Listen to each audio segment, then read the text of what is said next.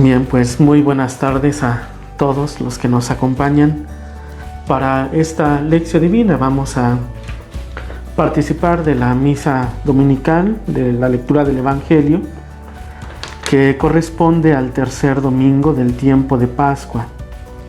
Quisiera invitarlos para que tengan allí a la mano su Sagrada Escritura y busquen el pasaje que es del Evangelio según San Lucas, capítulo 24, de los versículos del 13 al 35. Ya algunos han visto que pues es el texto de los discípulos de Emaús. Vamos entonces a tener ese texto. Lo vamos a hacer igual que la vez anterior.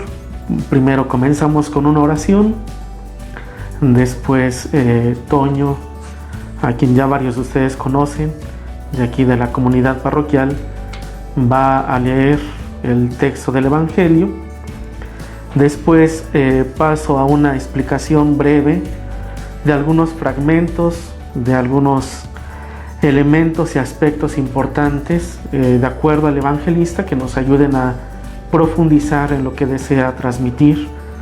Y después tener una breve confrontación y un trabajo para nuestra semana y nuestra vida espiritual. Y concluimos con una oración. Entonces vamos a ponernos en la presencia del Señor, en el nombre del Padre, y del Hijo, y del Espíritu Santo. Amén. Hago la siguiente oración a nombre de todos. Señor mío y Dios mío, yo creo firmemente que estás aquí presente. Te adoro con todo el rendimiento y afecto de mi corazón y te pido humildemente perdón de todos mis pecados. Te ofrezco, Espíritu Santo, Espíritu de amor y de verdad, esta meditación y espero me concedas las gracias que necesito para hacerla bien. A este mismo fin acudo a ti, Madre de Cristo, a ustedes ángeles y santos, para que intercedan por mí y me alcancen de Dios cuanto necesito para hacer con fruto esta meditación. Amén. Bueno, pues ahora vamos a escuchar con atención el texto del Evangelio. Nuevamente les repito la cita del Evangelio según San Lucas, capítulo 24, de los versículos del 13 al 35.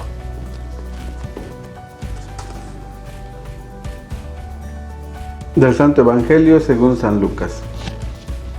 El mismo día de la resurrección, iban dos de los discípulos hacia un pueblo llamado Emaús, situado a unos 11 kilómetros de Jerusalén, y comentaban todo lo que había sucedido. Mientras conversaban y discutían, Jesús se les acercó y comenzó a caminar con ellos. Pero los ojos de los dos discípulos estaban velados y no lo reconocieron. Él les preguntó: ¿de qué cosas vienen hablando tan llenos de tristeza? Uno de ellos, llamado Cleofas, le respondió: ¿eres tú el único forastero que no sabe lo que ha sucedido estos días en Jerusalén? Él les preguntó: ¿qué cosa? Ellos le respondieron: lo de Jesús el Nazareno, que era un profeta poderoso en obras y palabras, ante Dios y ante todo el pueblo. Como los sumos sacerdotes y nuestros jefes lo entregaron para que lo condenaran a muerte y lo crucificaron. Nosotros esperábamos que Él sería el libertador de Israel. Sin embargo, han pasado ya 3 días desde que estas cosas sucedieron. Es cierto que algunas mujeres de nuestro grupo nos han desconcertado, pues fueron de madrugada al sepulcro. No encontraron el cuerpo y llegaron contando que se les había aparecido unos ángeles que les dijeron que estaba vivo. Algunos de nuestros compañeros fueron al sepulcro y hallaron todo como habían dicho las mujeres, pero a él no lo vieron. Entonces Jesús les dijo: qué insensatos son ustedes y qué duros de corazón para creer todo lo anunciado por los profetas. ¿Acaso no era necesario que el Mesías padeciera todo esto y así entrara en su gloria? Y comenzando por Moisés y siguiendo con todos los profetas, les explicó todos los pasajes de la Escritura que se referían a él. Ya cerca del pueblo a donde se dirigían, él hizo como que iba más lejos, pero ellas le insistieron diciendo: «Quédate con nosotros, porque ya es tarde y pronto va a oscurecer». Y entró para quedarse con ellos. Cuando estaban a la mesa, tomó un pan, pronunció la bendición, lo partió y se lo dio. Entonces se les abrieron los ojos y lo reconocieron, pero él se les desapareció y ellos se decían el uno al otro: «Con razón nuestro corazón ardía mientras nos hablaba por el camino y nos explicaba las Escrituras». Se levantaron inmediatamente y regresaron a Jerusalén, donde encontraron reunidos a los 11 con sus compañeros, los cuales les dijeron: «De veras ha resucitado el Señor y se les ha aparecido a Simón». Entonces ellos contaron lo que les había pasado en el camino y cómo lo habían reconocido al partir el pan. Muy bien, pues vamos a iniciar nuestra lección. Vamos a tratar de ver quiénes son los personajes. Al menos pues ya nosotros tenemos de que hay 2 discípulos que regresan de Jerusalén, y justamente allí es donde interviene la presencia del Señor. Entonces quisiera primero enfocarme en la descripción de estos discípulos. Es bastante importante e interesante, y hay una moción que desea presentar justamente a través de esta figura discipular una manera de persuadir al lector, al cristiano, al discípulo, en una confrontación de colocar nuestro nombre justamente en uno de ellos. Vamos entonces a iniciar. Tenemos que estos discípulos van de regreso de Jerusalén y ellos tratan de comprender lo que ha sucedido. Al menos ya el evangelista nos pone en labios de Jesús que hay una tristeza que está en el interior de estos 2 discípulos mientras van discutiendo. Esto es bastante importante porque comentar y discutir es hacer memoria. Ellos están haciendo memoria de lo que ha sucedido. Pero es todavía, podría decirlo, una memoria que es incompleta, falta algo. Por lo tanto, esta tristeza de los 2 discípulos va acompañada de otros aspectos, de otros elementos.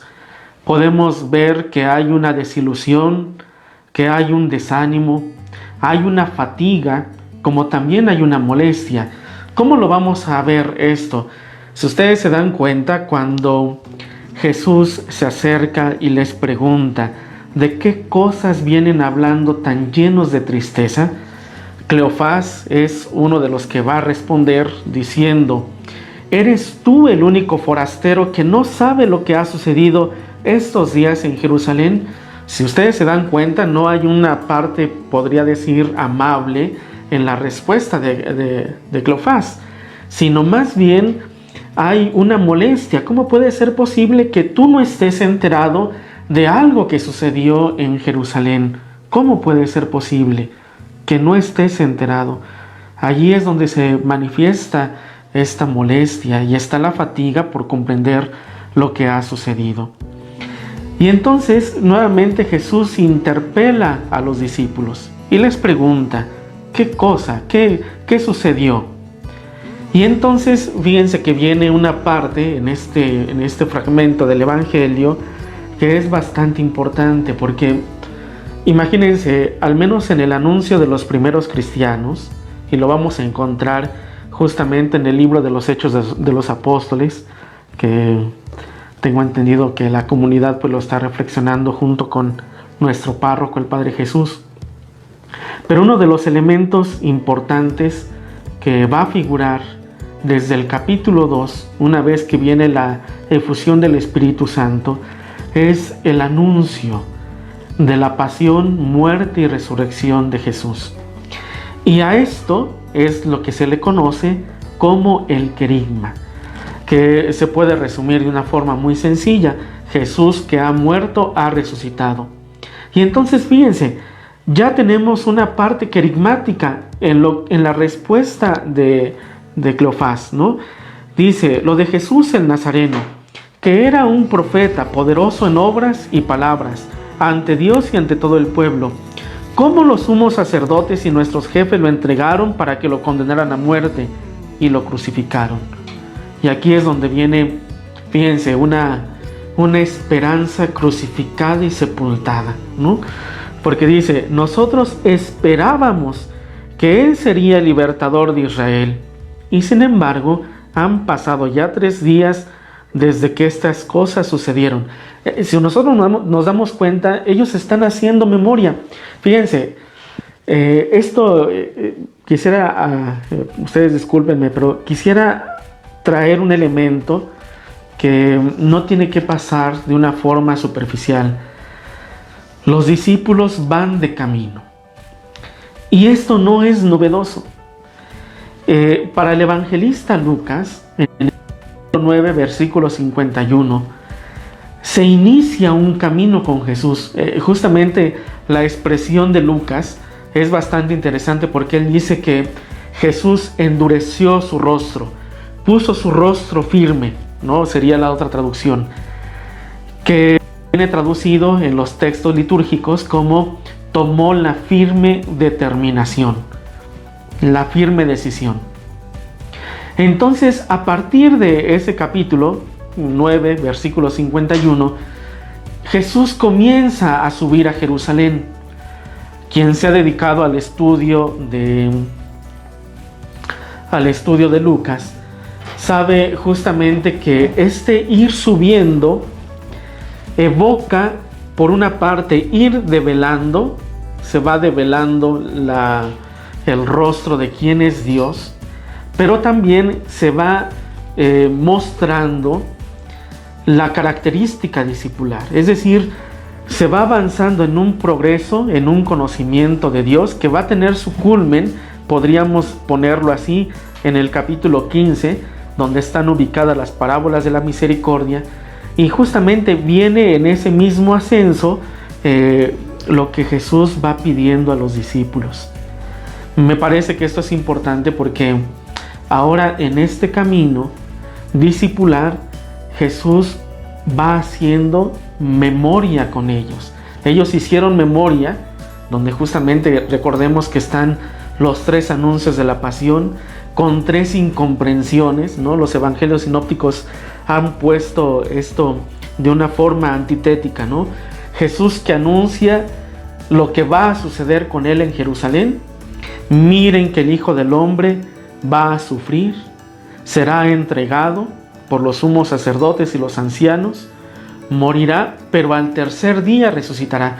Y entonces estos anuncios de la pasión, que son 3, tienen una contraparte, tienen una parte que se opone, y esa parte que se opone está colocada justamente en los discípulos. Tenemos, por ejemplo, en el primer anuncio de la pasión, un Pedro que le va a decir: no, Señor, ¿cómo tú vas a sufrir? ¿Cómo vas a ser entregado? ¿Cómo vas a morir? ¿No? Tal pareciera que es Pedro quien se opone justamente a un Señor, a un Maestro, a un Mesías que sufre.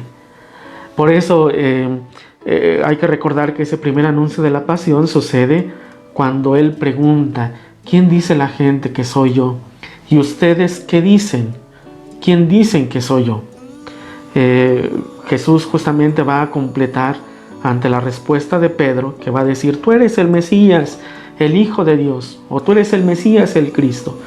Jesús va a completar esa profesión de fe dada por Pedro, porque no es un Mesías revolucionario, no es un Mesías político, ni es un Mesías incluido nada más en un ámbito sacerdotal, sino es el Mesías que ha sido ya narrado y descrito por los profetas, el Mesías que se comprende como el siervo doliente, el siervo que entrega su vida.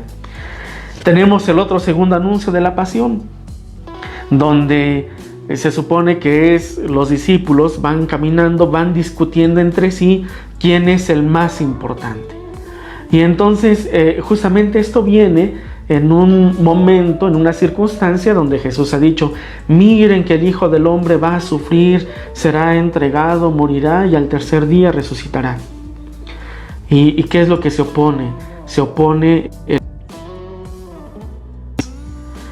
y está el último anuncio de la pasión, que en algunos evangelios, en los sinópticos, ubicándonos allí, se presenta justamente el tercer anuncio de la pasión. Y entonces la mamá de los hijos de Juan y de Santiago, que van a decirle: permite que mis hijos se sienten uno a tu derecha y el otro a tu izquierda. Y entonces los demás se indignan ante tal petición. Fíjense cómo, si nos damos cuenta, mientras Jesús está orientando toda su vida hacia el sacrificio de la cruz, los discípulos pareciera que van en un sentido contrario. Y esto viene justamente porque en esta memoria ellos habían escuchado seguramente lo que el Señor había anunciado. Miren que el Hijo del Hombre será entregado, sufrirá y morirá. Y por eso es lo que ellos van a relatar, ¿no? Cómo los sumos sacerdotes y nuestros jefes lo entregaron para que lo condenaran a muerte y lo crucificaron. Nosotros esperábamos que Él sería el libertador de Israel, y sin embargo han pasado ya 3 días desde que estas cosas sucedieron. Es cierto que algunas mujeres de nuestro grupo nos han desconcertado, pues fueron de madrugada al sepulcro, no encontraron el cuerpo, y llegaron contando que se les había aparecido unos ángeles que les dijeron que está vivo.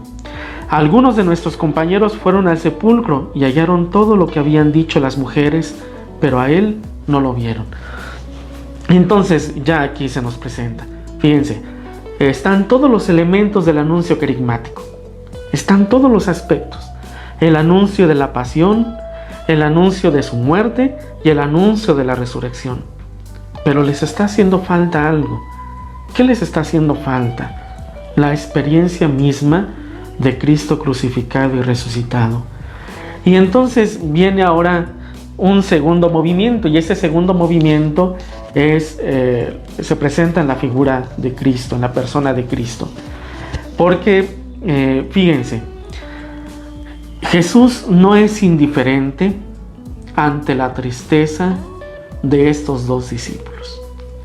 Y por eso llama mucho la atención que Jesús se involucra en la discusión de los discípulos, en la discusión discipular.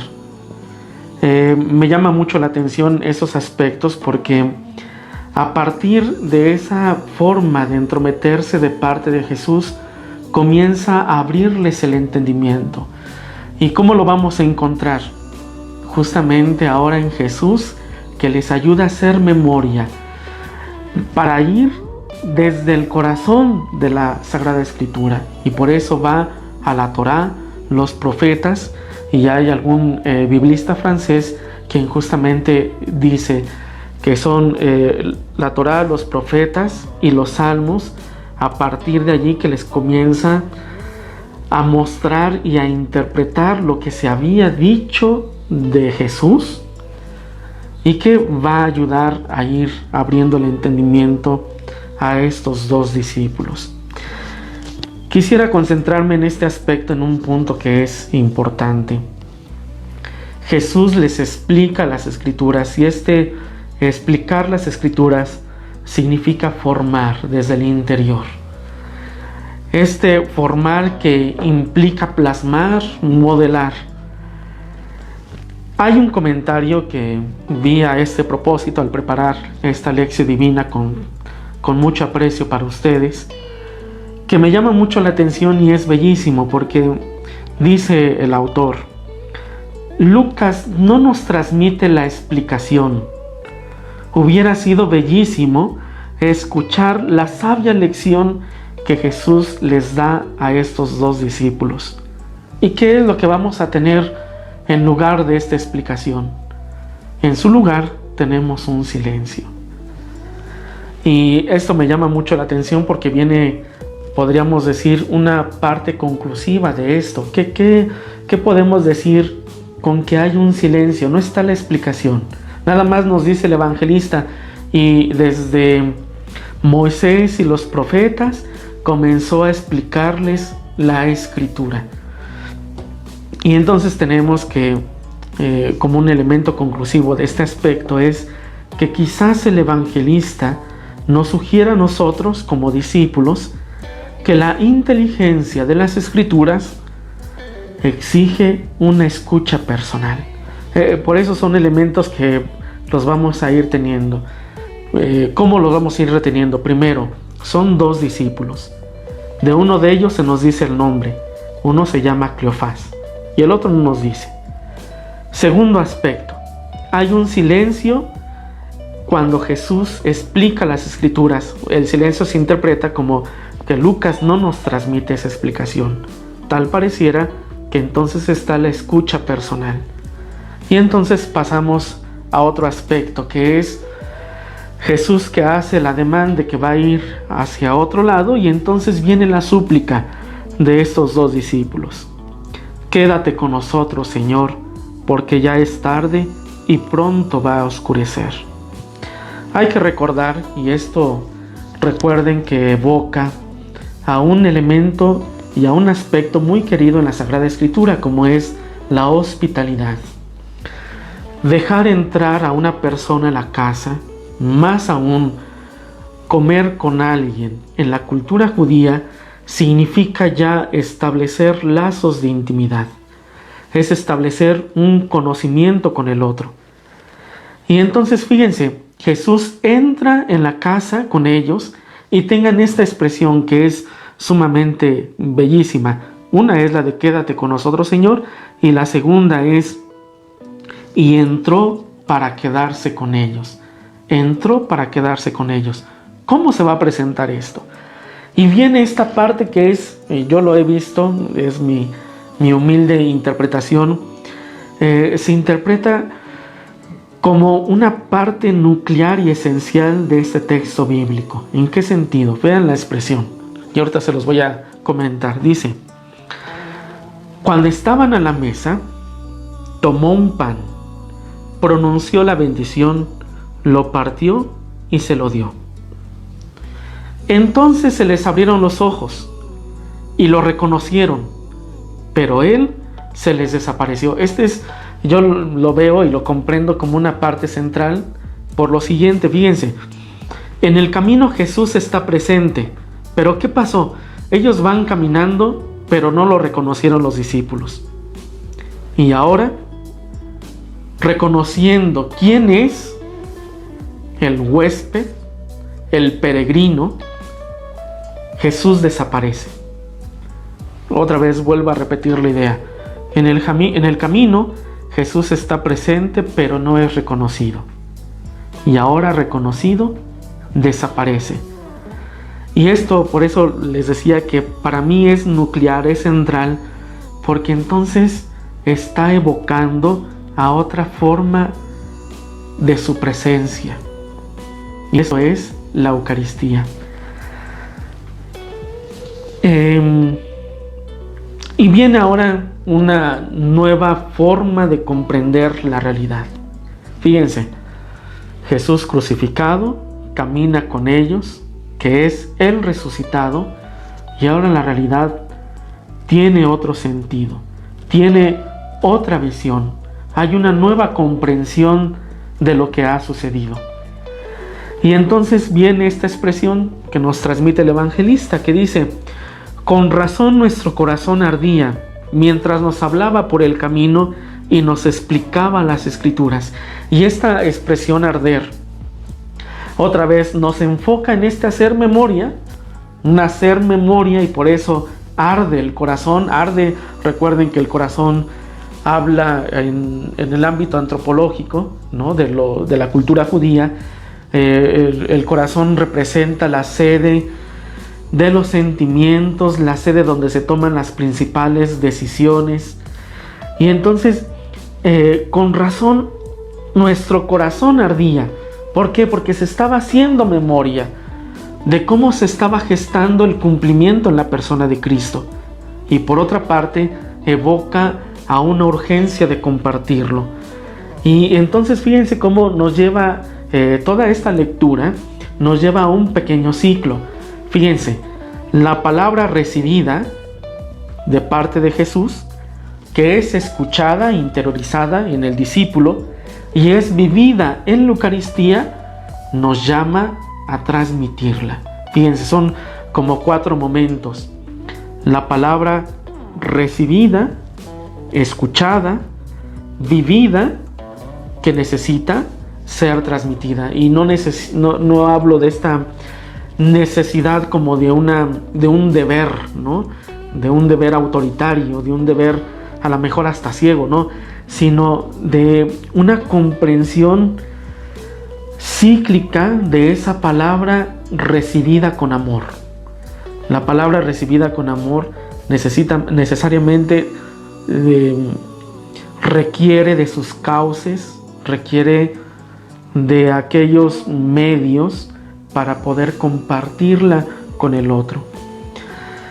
¿A dónde nos lleva este texto? ¿Qué nos dice este texto a nosotros? Quisiera enfocarme en primer lugar con esta expresión de que tú eres el otro discípulo. Si bien nada más nos dice el evangelista Lucas que uno de ellos se llamaba Cleofás y el otro no nos dice su nombre, tal pareciera que es una forma de escribir de parte del evangelista que no solamente se encuentra en este pasaje, sino se encuentra a lo largo de su evangelio.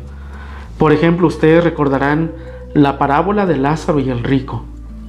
Nos dice sí el nombre de Lázaro, de este hombre pobre. Lázaro, que significa Dios ven en mi ayuda o Dios auxíliame. Pero no nos dice el nombre de ese hombre rico. Ustedes recordarán que en algún momento yo les he dicho que en este pasaje figuran unos perritos, ¿no?, que lamen las heridas de Lázaro. Y esto es bastante sugestivo porque no nada más es una figura que aparece allí dentro del paisaje que quiere mostrar el evangelista Lucas, sino es una forma de ayudarnos a comprender en cómo puede ser posible que estos perritos, imagínense ya desde el punto de vista filosófico, seres irracionales, tienen compasión, entre comillas, para asistir a Lázaro a lamerle sus heridas, y no un hombre rico, y no un semejante, alguien que tenía todas las posibilidades para hacerlo. ¿Cómo puede ser posible? Y entonces tal pareciera que Lucas desea que nosotros pongamos nuestro nombre en este hombre rico. Lo mismo sucede en la parábola del buen samaritano, otra de las grandes parábolas que nos presenta Lucas, donde hay un hombre herido. También no nos dice Lucas ni su identidad, no nos dice a qué pueblo pertenece, y tal pareciera que es para que nosotros insertemos nuestro nombre en este hombre necesitado y que es asistido por el buen samaritano, que, como ustedes saben, pues la interpretación es que este buen samaritano es Jesús. Y este es el otro pasaje, ¿no? Bueno, está el otro pasaje, perdón, el de Lucas capítulo 15, donde se nos narran 2 hijos, uno que se va, que malgasta toda su herencia, regresa. Está el otro hijo que se queda allí, que también de alguna u otra forma no desea participar, se priva del alimento como su hermano menor.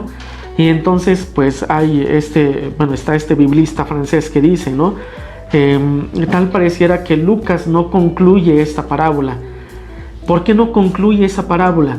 Porque desea que nosotros nos confrontemos más que con el hijo menor, con el hijo mayor.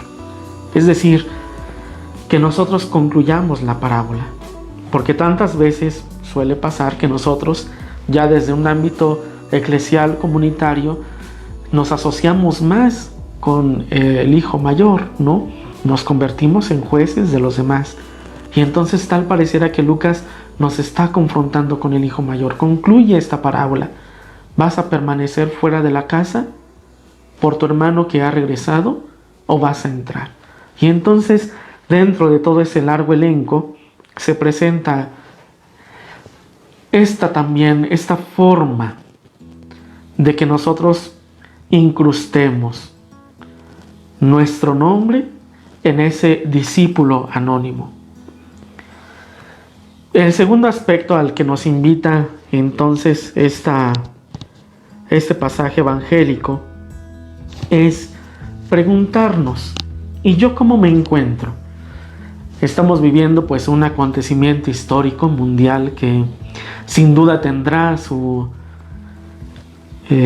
reinterpretación después. Seguramente ya nuestras sociedades, nuestra cultura se va a ver modificada por esto que estamos viviendo. No sabemos cuáles vayan a ser los alcances de esta situación, pero sin duda que va a haber una nueva lectura de la humanidad y del mundo a partir de esto que estamos viviendo. Y ahora sería importante que en medio de esta situación donde pues se ha cambiado nuestra rutina, donde ahora pues hay más silencio, al menos pues eso es lo que uno supondría, o a lo mejor nos hemos llenado más de ruidos, sería bueno que nos preguntáramos en yo cómo me encuentro, cuáles son mis tristezas, mis molestias, mis enojos. Si nosotros nos damos cuenta, los discípulos, así es como vuelven de Jerusalén. Les había dicho, ellos vuelven molestos, enojados, con una fatiga, con una desesperanza, con una tristeza. ¿Y yo cómo me encuentro? Y esto es importante porque hoy se presenta también con este texto un antídoto, algo que nos va a ayudar a que siempre mantengamos nuestra espiritualidad fresca. Y esto es lo que llamo, el Señor nos invita con este texto a un hacer memoria. Un hacer memoria para una nueva comprensión. Uno de los ejemplos que yo he visto con esto que estamos viviendo y a partir de la luz de este texto bíblico, pues es que ha habido muchos fieles de aquí de nuestra comunidad, y sin duda pues es lo que yo alcanzo a percibir también en otras comunidades parroquiales, de una necesidad de confesarse, de una necesidad de participar del sacramento de la Eucaristía. Hay quien ha buscado los medios, ¿no? Hay algún sacerdote pues de aquí de la arquidiócesis que un poco para subsanar, ¿no? Espero entenderlo así, el sacramento de la reconciliación pues se ha ofrecido a confesar electrónicamente, ¿no? Digitalmente, a través de los medios que se tienen y se cuentan. Yo desde mi punto de vista creo que esto no es posible, ¿no? Ni siquiera sería una respuesta pastoral. Ya por ahí ha habido algunos escritos de algunos sacerdotes que se han un poco pronunciado sobre esta situación. Yo simplemente lo que puedo decir es que de esta forma no es posible porque se atenta contra el sigilio sacramental, ¿no? Entonces pienso que no es lo más adecuado. Pero hay una sed, la sed de confesarme, está la sed de participar de la Eucaristía. Hay quien hace su sugerencia, ¿no? De que andemos en el auto allí repartiendo la comunión en las casas. Pienso que tampoco esta es la situación y tampoco es como una solución a una necesidad que experimentamos. Yo más bien quisiera enfocarme como a esta oportunidad. Una oportunidad para valorar lo que es esencial. Valorar lo que es esencial. Un poco, ¿no? Y aquí pues pasa en mi comunidad parroquial. Aquí nosotros tenemos las misas seguidas. Nosotros tenemos que terminar al menos 10 minutos antes. Y a mí me llama la atención que hay personas que comulgan y así como comulgan se van. Fíjense que esto no es nada nuevo. Ya esto tiene pues una larga trayectoria, ¿no? Tanto es así que le tocó una situación similar al santo cura de Ars. Imagínense, había una señora que pasaba a comulgar y así como comulgaba, se iba. No entraba en oración, no entraba en ese diálogo con el Señor, a quien había recibido. Y entonces lo que hizo el santo cura de Ars fue decirle a dos monaguillos que tomaran los ciriales, y entonces cuando vieran que se iba a salir la mujer, que ellos la acompañaran, ¿no? Que la fueran, se pusieran a un lado uno y el otro del otro, justamente para ayudarle a comprender a esa señora que a quien lleva es a Jesús. Y justamente pues creo que esto nos ayuda mucho a nosotros, porque tenemos que valorar lo que es esencial, y que esto nos ayude ahorita en esta privación que tenemos, bueno, en este caso pues de ustedes, nuestros fieles, ¿no? Esa privación de la Eucaristía, de comulgar, esa privación de la confesión, que no los desanime, sino más bien los ayude a valorar cuando tengan la oportunidad. Es una de las tantas expresiones que el Papa Benedicto XVI en algún momento exhortaba, ¿no? A un ayuno de la comunión eucarística, pero no con el afán de menospreciar, de menguar el sacramento que está allí presente, sino más bien para que ese corazón arda y participemos de una forma siempre novedosa, como el Señor se presenta en la vida comunitaria, en la vida eclesial, en la vida personal de cada uno. Yo quisiera simplemente decirles, ¿no?, que este valorar nos lleve a quitarnos aquellas muletillas, aquellos defectillos que tenemos y que tantas veces no nos permiten valorar lo que es esencial. Traigo a colación un texto que está en el libro del Apocalipsis, que es bellísimo, porque es el ángel del Señor que se presenta a la iglesia de Éfeso, ¿no? Y les da este mensaje, el ángel: yo conozco tu conducta, conozco tu constante esfuerzo, sé que has sufrido bastante, desenmascaraste a los que se llamaban profetas y no lo eran, todo pareciera que va bien. Y aquí es donde viene el reclamo que hace el Señor por medio del ángel: pero tengo algo en contra de ti, que has dejado enfriar tu primer amor. Dejaste enfriar tu primer amor. ¿Qué es lo que pasa en nuestra vida personal, en nuestra vida eclesial? ¿Qué es lo que tantas veces nos sucede? Dejamos enfriar nuestro primer amor. A veces nuestra forma de participar en la Eucaristía no es como en algún momento participamos por primera vez, con ese júbilo, con ese gozo. Y lo mismo sucede en las relaciones interpersonales. No se diga ahora en las casas, ¿no?, que están los esposos conviviendo, ahora que tienen la oportunidad de estar con sus hijos.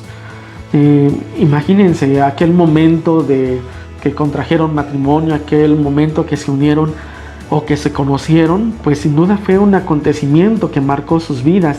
Tanto fue así que decidieron continuar y formar una familia, un hogar. Pero tengo algo en contra de ti, que dejaste enfriar tu primer amor. Lo mismo sucede en la relación hacia los hijos, ¿no?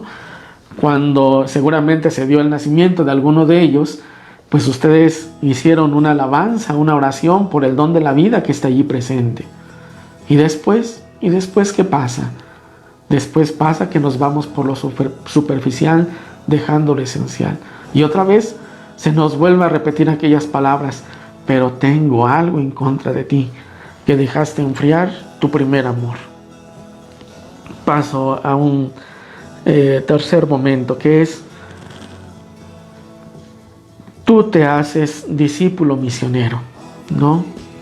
Desde Cristo hay una nueva comprensión de la realidad, lo habíamos visto. Que esta situación que estamos viviendo nos ayude a tener una nueva visión de la realidad. ¿Pero desde dónde? No desde mis propias simpatías, sino desde Cristo. No desde mis simpatías políticas, no desde mis simpatías ideológicas, sino desde Cristo. En algún momento yo les había compartido que en algún momento se suscitó, ¿no? Y tú hacia dónde quisieras ir. ¿Tú quisieras ser de derecha o quisieras ser de izquierda, no? Fue una de las preguntas que le hicieron a una feligres de aquí de la comunidad. Y al menos pues uno cuando comienza a reflexionar, pues uno dice, yo no soy ni de derecha ni soy de izquierda. Desde el punto de vista eclesial, el Señor no nos invita a irnos hacia una derecha, ni nos invita a irnos hacia una izquierda. No es esta la intención del Señor. El Señor nos invita a partir desde Él, a tener ese punto de referencia y ese punto de llegada desde Él. No hay ninguna ideología. Recuerden lo que el Papa Benedicto nos decía en esta encíclica Deus Caritas Est. No se comienza a ser cristiano por una decisión ética, ni por una ideología, sino por el encuentro con una persona. ¿Es esto lo que marca nuestra vida de fe? ¿Es esto lo que marca nuestra vida espiritual? ¿Es esto lo que marca nuestras formas de relacionarnos? Cristo, el encuentro con Cristo. ¿Y qué necesito entonces para hacer memoria, para volver al amor primero? ¿Qué necesito para ser este discípulo misionero? Y un punto clave que nos presenta el texto es el silencio. Se los había un poquito mostrado con aquella expresión que les había sugerido, ¿no? Hubiera sido bellísimo que tuviésemos esa explicación, pero tal pareciera que no está, porque hay una persuasión hacia una escucha personal. Tú que eres ese discípulo anónimo, ábrete a esa escucha personal. Y entonces, ¿qué necesito? Necesito de la experiencia del silencio. Hay una metáfora que se habla acerca de la Torá. Es una metáfora muy sencilla que dice: fuego negro sobre fuego blanco. ¿Qué significa esto? Fuego negro sobre fuego blanco. Significa que las letras son escritas sobre la página blanca. Y esto da a entender todavía un aspecto más.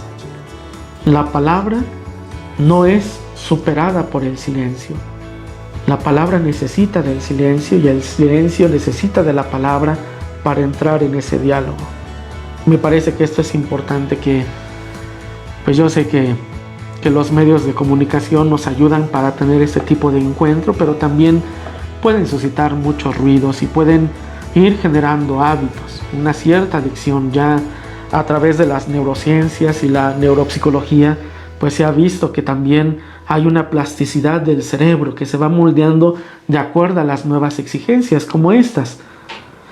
Pero que esto no moldee tanto que ahora nos hagamos adictos a estos medios digitales. También tenemos que buscar un tiempo para Dios que solamente es posible en el silencio. Dense esa oportunidad de entrar en el silencio para que podamos desde Cristo comprender esta nueva realidad que se nos va presentando, para comprender las exigencias, para saber de nuestro quehacer político, para discernir, para ser objetivos, para tener claridad. Quisiera concluir este momento con ustedes con dos frases que espero nos ayuden. Una es de Santa Teresa de Ávila, quien dice: toda nuestra oscuridad arrastra consigo un brote de luz. Como los dos discípulos de Emaús, había una oscuridad que los acompañaba, una tristeza y una desesperanza. Y entonces Jesús se presentó como un caminante, como un peregrino. Se insertó en la vida de ellos. Hay un brote de luz, y ese brote de luz hace que haya una nueva comprensión de nuestro propio contexto, de lo que nos rodea. Y la otra expresión es de este poeta inglés llamado Thomas Eliot, quien dice, él justamente al comentar este pasaje de los 2 discípulos de Emaús, dice: ¿quién es el tercero que siempre camina a tu lado?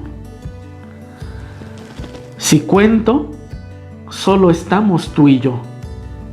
Pero si miro adelante, hay siempre otro que camina a tu lado. Ojalá que desde esta experiencia, desde el hogar, sepamos reconocer la presencia de Cristo, que nos llama a reformar nuestras relaciones interpersonales. Hoy simplemente tal vez te sugeriría que en todo este trabajo pues le agradezcas a Dios por lo que tienes allí a tu lado. No es la televisión, lógicamente, no es tu coche, no son los medios materiales, sino es a la persona que está allí a tu lado, a tus padres, tus abuelos, tus hijos. ¿Verdad que esto pues nos ayude a entrar en un corazón agradecido a Dios? Bien, pues vamos a agradecerle a Dios por este momento que nos ha concedido. Quiera Dios nos ayude para llevar los buenos propósitos de lo que hemos discernido.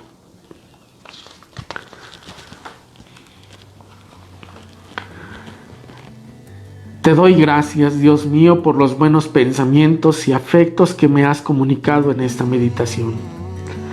Te ofrezco los propósitos que he formulado y pido tu gracia para ponerlos por obra.